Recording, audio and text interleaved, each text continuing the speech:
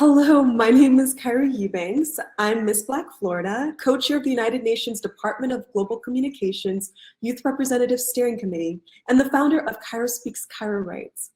To the Passionistas project, I shared this as a private message, but I really want to thank you again for allowing me to share my story and for creating this platform for others to also share their message. I'm grateful to be calling in from Sao Paulo, Brazil, so I apologize if I go in and out, but here's my story as to how I learned how to value my work. It was 2020. I had recently returned back to the United States from Tamil Nadu, South India.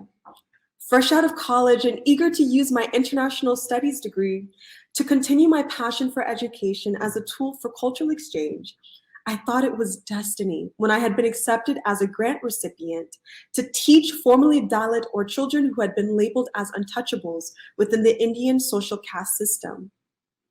It was definitely a challenge that I jumped into where on my first day in the country, I was tasked with designing curriculum for high school students in English literature that would help them prepare for their Indian state board exams.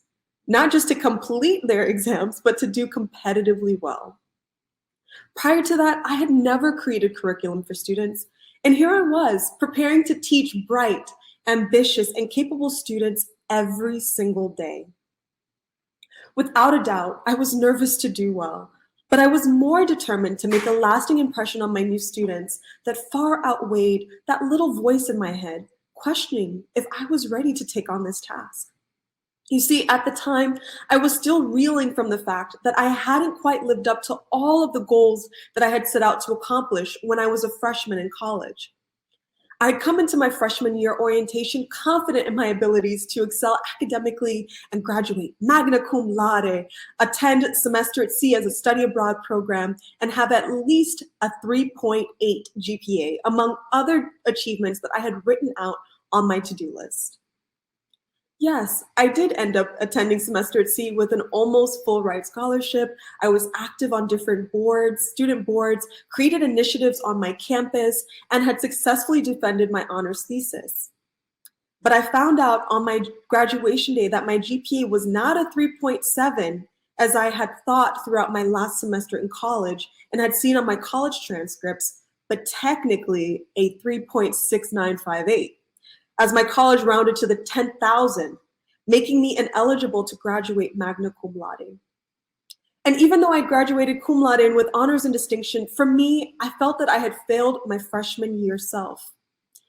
These self-doubts were still in my head as I entered the program in India.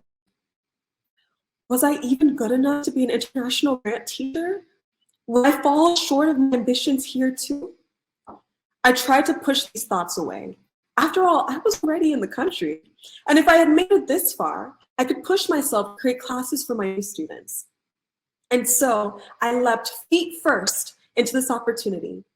And it was truly a life-changing experience as I did my best to infuse cultural exchange and integrate conversations on prejudice, discrimination, and interesting topics like differences in naming traditions and marriage rights into our curriculum. My focus was not on just having my students memorize and regurgitate information, but to learn their stories and to integrate their personal narratives into their coursework. I can't begin to tell you how rewarding it was to see my students come to life in class and get engaged in the material in ways that they shared they had never done before. And after an incredible 6 months in India, I came back to the United States, excited to see how I could create similar leadership development programs with a common component of storytelling. So when New Leaders Council Broward chapter invited me to come back after graduating through their National Fellowship Program to teach a workshop for young professionals and entrepreneurs on storytelling with an advocacy angle, I immediately thought of my students back in South India and created a seminar called Storytelling with a Purpose. The program coordinators shared how effective and engaging the workshop was and gave me an open invitation to come back for future fellowship cohorts to present again. Excited, I shared this news with my college's writing studio director, who immediately told me that she would like to contract me to do this program for their regional graduate school exploration program. And then she asked me one of the most life-changing questions I had ever been asked. How much do you charge? Shocks. I sat there on the telephone in silence. Charge? I'd never once charged for the programs I created. When I was in India, I was there as a grant recipient and volunteer international teacher.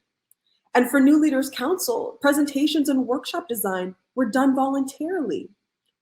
All of the community programs I had created since returning from India had been done from the heart, with no expectation of receiving anything in exchange.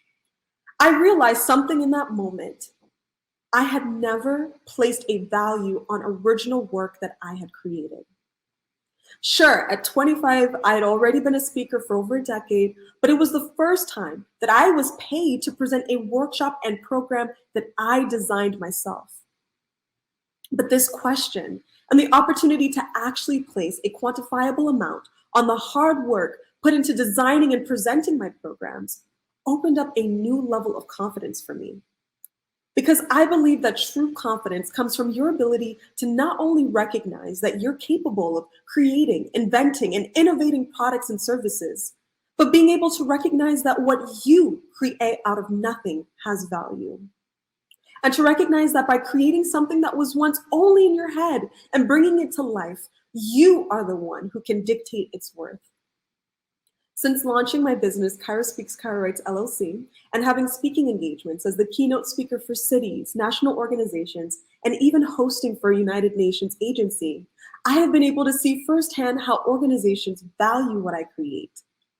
And because I see myself as a vessel whose purpose is to pour into others, I have actually now created international certificate programs for students like Storytelling with a Purpose to help teens see the value in their stories and to recognize how their individual contributions help to create a global impact.